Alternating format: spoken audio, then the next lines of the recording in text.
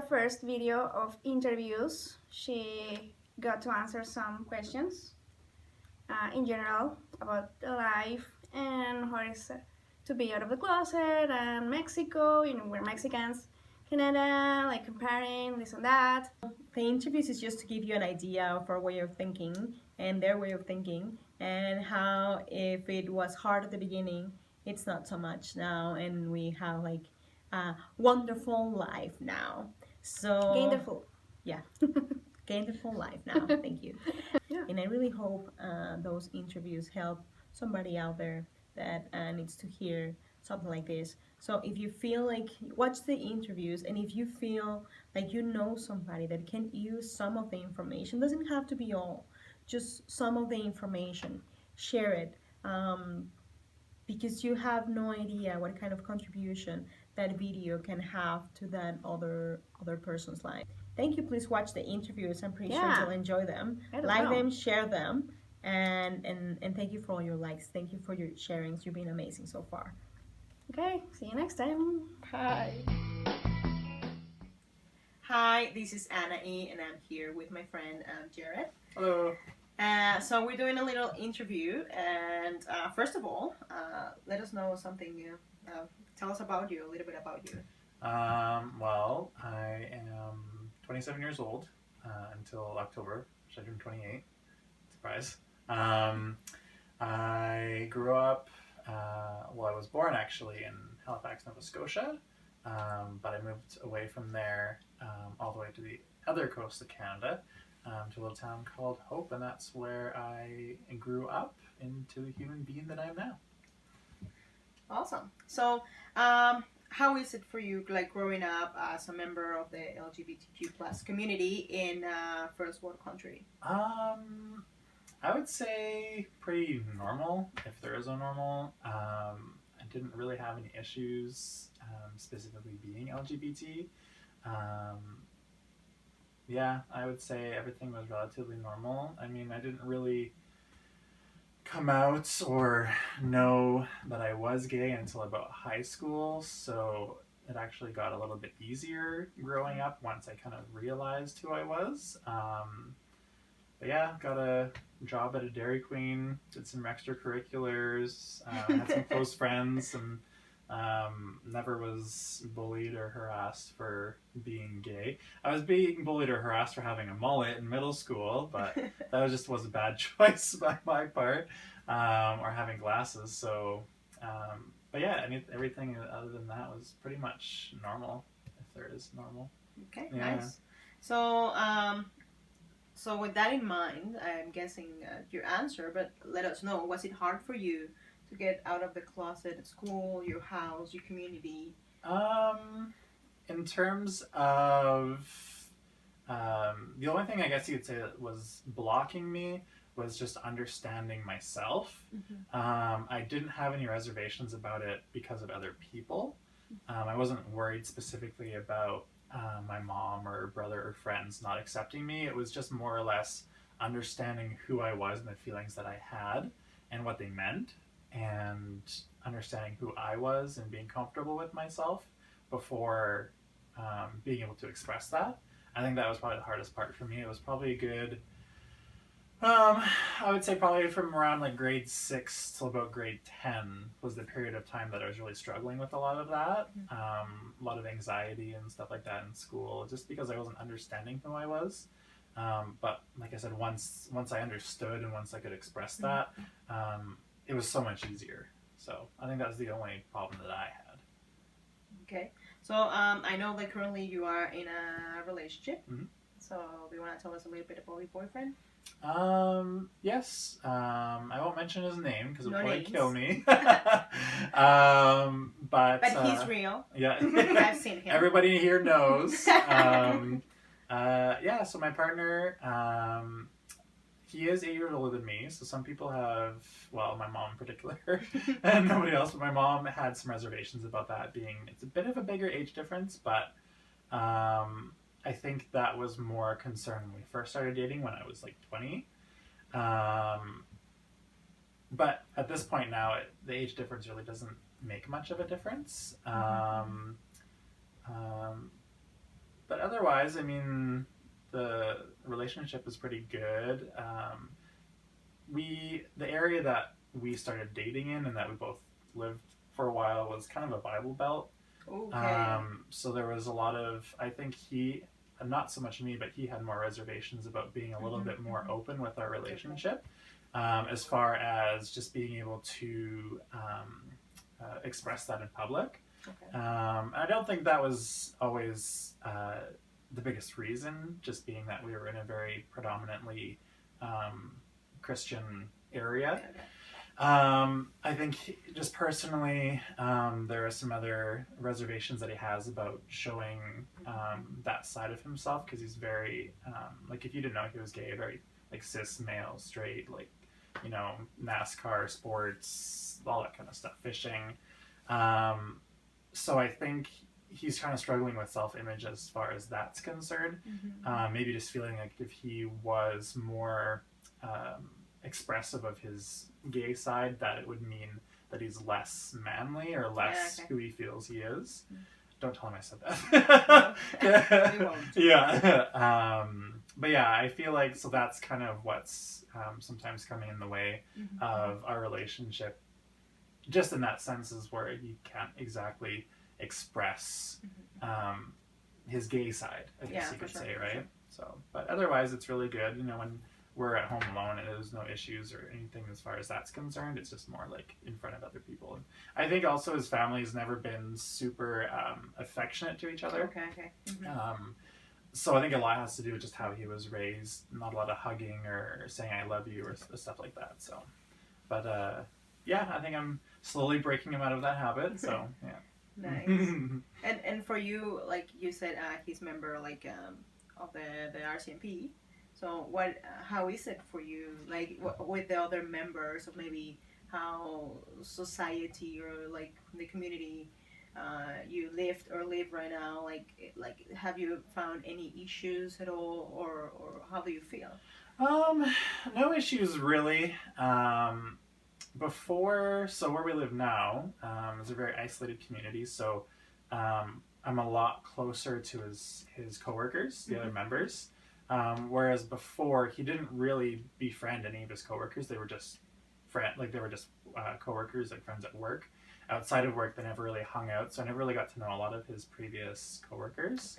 But currently, because of where we live, I do know pretty much all of them and hang out with pretty much all of them, and none of them have any kind of issues or anything like that. And I think a lot of people stereotypically would think that like RCMP or the military, being a very structured organization like that, have different views on the LGBT community. But I don't really think that has anything to do with their views on it. I think their views have come from other places in their life, and the vast majority of people I find, whether in a structured organization like that or not, most people at this point in time, because you know, inclusivity has become so much more visible everywhere, that everyone kind of already knows somebody who is gay, or maybe in their family or friends, or just kind of in passing by, coworkers, whatever. So that when whether it's or from my side, whenever we get introduced to people, whether it's coworkers, family, anything like that, it's not really much of an issue anymore. I think just because just the fact that people know more LGBT people, it just helps them to maybe when they do eventually meet me, or like, that it's not like a surprise or an issue anymore, or they're kind of like, you know, oh, it's a unicorn, like you never expect to ever see a unicorn. They don't exist, right? Because we do exist. We're here. Yeah, exactly, right? So, and sometimes it is kind of fun to come out of the gate like super gay, you know, dressing flamboyantly just to try and shock people. But yeah, no, I think even though RCMP, I guess, has had that stereotype, there really hasn't been any kind of issues like that. Okay. So Nice. yeah. So, how do you envision being gay for future generations? I would say it would just be less of an issue. Okay. And I, like, personally, for myself, it never really has been. And I don't expect that to get better for other people as time goes on. Like I said, with inclusivity being a lot more visible, and the LGBT plus community being more visible and being more open about who they are, um, and just stuff like Pride. Pretty much every major city, and even some not major cities in the world, in lots of countries have some kind of a pride parade celebration, that sort of thing. So just stuff like that helps. Yeah, I sure. think so. Future generations, I think, just won't have as much of an issue, and I hope that eventually one day it'll get to the point where you don't have to come out. There isn't any issue with trying to discover yourself because you're not fitting into what people consider to be the norm. When you start to have feelings about boys and everybody else is talking about having feelings about girls, it gets a little bit confusing, right? So when it eventually gets to the point where you can have feelings about anybody and it's perfectly normal and nobody bats an eye at it, I think it'll eventually happen. And when it gets there, then we won't have any issues at all with. So the future generations, I think, will have it pretty good. Nice. Hopefully, we'll see. Hopefully. As long as Trump doesn't do anything too crazy. So. Actually, when you're talking about the Pride Parade, I know you have a very nice mindset about it. Do you mind sharing with me? Yeah. So my idea about Pride is that it's not just gay pride. I think it's pride in general. I think currently, especially online, because people will always voice their opinions online, of course. There's a lot of people who are maybe half joking or whatever about there being a straight pride. Yeah. Which is kind of funny. Traffic. Yeah, exactly. Yeah. But I think what's important is not that we have separate pride celebrations for people. I don't call it gay pride myself. I just call it pride. And the idea that I think behind it is that pride is supposed to be inclusive to everybody. It's supposed to be a place and a time where everybody can feel like themselves. They can be happy about who they are. They can love whoever they want, whether it is in a straight, gay, or any other kind of relationship you might have. I think it's important that it is completely inclusive and doesn't exclude anybody. I know that it's important that we know why pride exists and the struggles that previous generations have had to be able to allow us to do this in the middle of the street without getting shot or arrested or anything like that. Hopefully. Yeah, exactly. And so I think we need to have memorials and we need to have days of remembrance for that sort of thing. But I think pride needs to evolve over time, just like how people need to evolve for acceptance.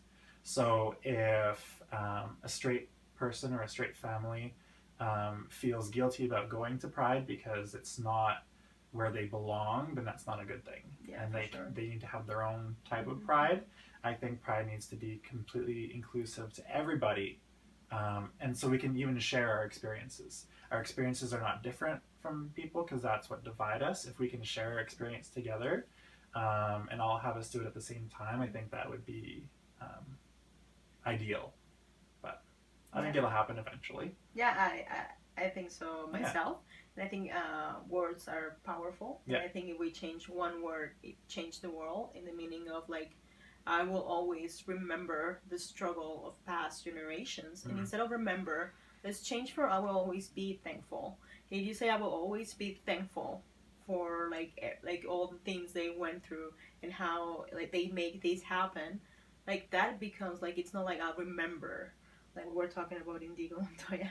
Oh, yeah. So no, like I will always be thankful, and that like that is just like an invitation for more.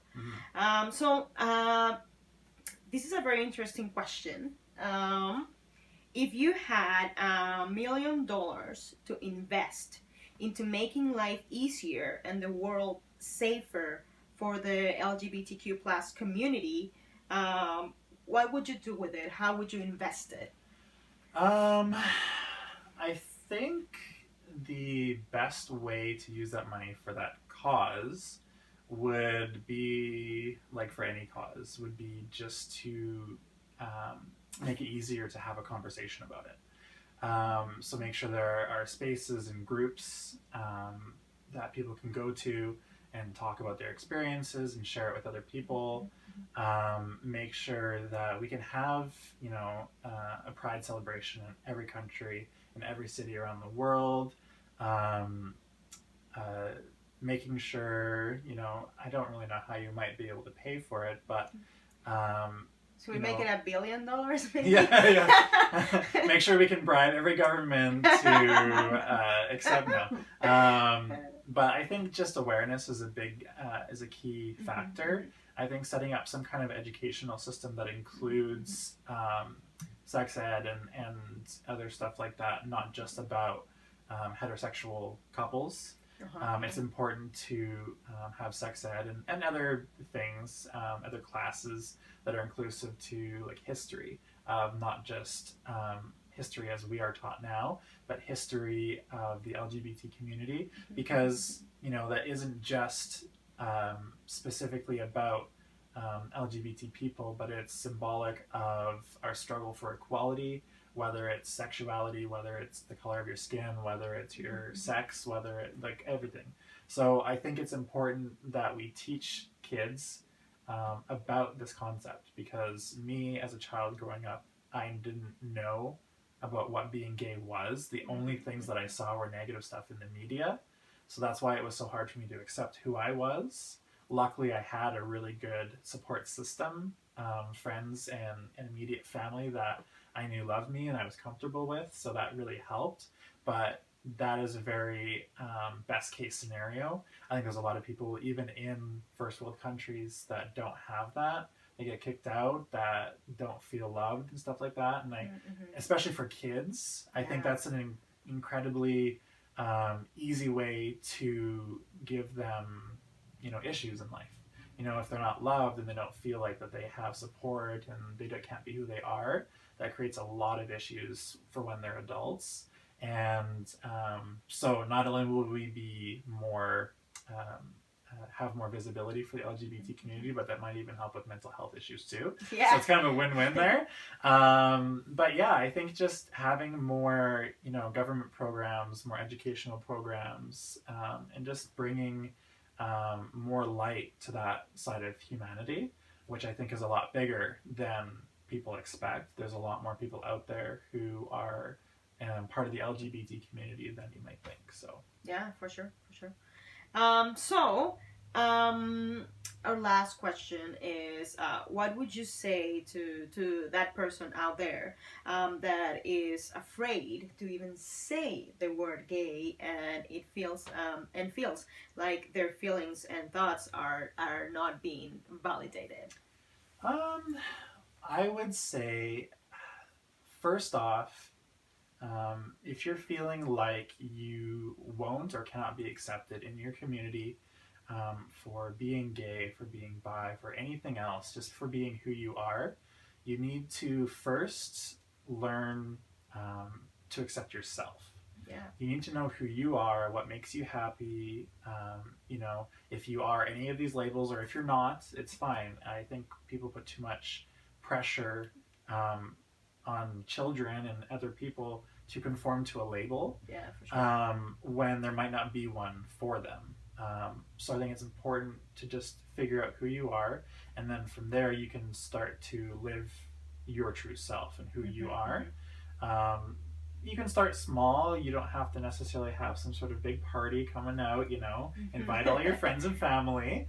But just start by, being honest with a friend or a family member who you're really close, who you can trust, and kind of going from there, and just, feeling the situation as it happens. I think a lot of people will be surprised how, especially nowadays, how accepting others can be. Yeah, definitely. And they'll definitely pick up on how self-confident you are. I think some people's reservation is like, oh, it's just a phase, or oh, they'll say something else tomorrow or something. So if you're confident in who you are and you can portray that, I think it really shows people like, oh, like, they know who they are. They mean business. Like, they, this is who they are, right? Yeah, for sure. I think as far as a lot of people might have fear about how other people will react in a negative way, especially when it comes to your parents, mother and father, because you don't ever want to cause grief or cause hurt for your parents. But at the end of the day, you have to be true to who you are, because you can't have a good life if you don't know who you are and you haven't accepted that. So if putting on a facade and hiding who you are for your parents is causing issues like that, is causing self-harm and detriment, then you need to just face the facts and understand that they either will love you for who you are or they won't. And if they won't, they shouldn't be in your life anymore. Yeah, true. Family is family, but at the same time, you're not obligated to make them happy. True. If you being who you are is not making them happy, that is their problem and not yours. And there's so many people out there who you can pick to be your family. And that's why I think having organizations and groups for people to go and meet and talk would really help in a situation like that, where maybe someone is disowned by their family, and they don't feel like they have anybody else. They can find a family in their local community of like-minded people who will accept them. For sure. And I find, especially with the LGBT community, obviously we have our issues within the community of putting stereotypes on each other and stuff like that. But we are, in general, a very accepting community. So if you can find a group that will help support you, they'll always be there for you. So, sure. Yeah. I think a good part of the LGBT community is like, we know we're not perfect. Yeah. We're not pretending to be. Yeah. We at least know who we are. Yeah, we figure it out as we go. And again, if you're feeling like this, if you feel like you have nobody, shoot us a message, and I'm pretty sure we can help out, because you're not alone. Thank you very much for staying with us. Thank you, Jerid. No problem. For Thank you. questions. Please like and share, and thank you, and see you soon. Bye. Bye.